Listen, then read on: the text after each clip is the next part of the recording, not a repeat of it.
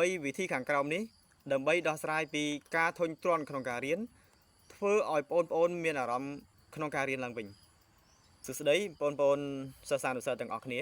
ពិសេសបងប្អូនថ្នាក់ទី 12 ដែលត្រៀមប្រឡងបាក់ឌុបតើបងប្អូនទាំងអស់គ្នាកំពុងតែអង្គុយកាន់សៀវភៅហើយមានអារម្មណ៍ថាធុញទ្រាន់មួម៉ៅចង់បោះសៀវភៅចោលមែនទេលោកគ្រូយល់ពីអារម្មណ៍មួយនេះប៉ុន្តែបងប្អូនទាំងអស់គ្នាត្រូវគិតថាបងប្អូនអាចហត់បាន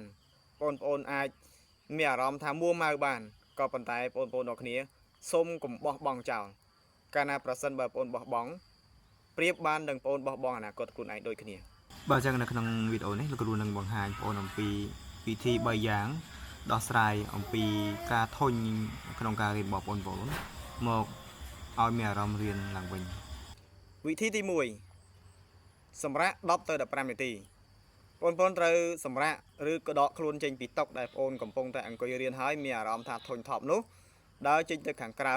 រួចដកដង្ហើមវែងនិងហូបទឹកត្រជាក់ឲ្យបានមួយកែវវិធីទី2ផ្លាស់ប្ដូរទីតាំង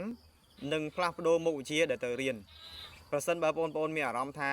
នៅក្នុងបន្ទប់ដែលបងប្អូនកំពុងតែអង្គុយរៀននោះមានអារម្មណ៍ថាធុញថប់បងប្អូនអាចប្ដូររកកន្លែងណាមួយដែលគិតថាវាមានបរិយាកាសល្អសម្រាប់បងប្អូនរៀនបងប្អូនអាចប្ដូរទីតាំងយកកន្លែងនោះទៅមួយទៀតប្រសិនបើបងប្អូនថារៀនមុខវិជ្ជាមួយហាក់ដូចជាមានអារម្មណ៍ថាធុញថប់បងប្អូនរៀនទៅមិនចូលអញ្ចឹងបងប្អូនអាចដូរយកមុខវិជ្ជាផ្សេងដែលបងប្អូនចូលចិត្តយកមករៀនវិញវិធីទី3ផ្ដោតលើគោលដៅបងប្អូនទាំងគ្នាត្រូវផ្ដោតថាអ្វីដែលជាគោលដៅរបស់បងប្អូនគឺលទ្ធផលនៃការប្រឡងឲ្យជាប់ព្រមទាំងបាននិទេសល្អផងដែរការធ្វើបែបនេះនឹងជំរុញទឹកចិត្តបងប្អូនពីភាពធុញទ្រាន់មកមានកម្លាំងចិត្តរៀនឡើងវិញ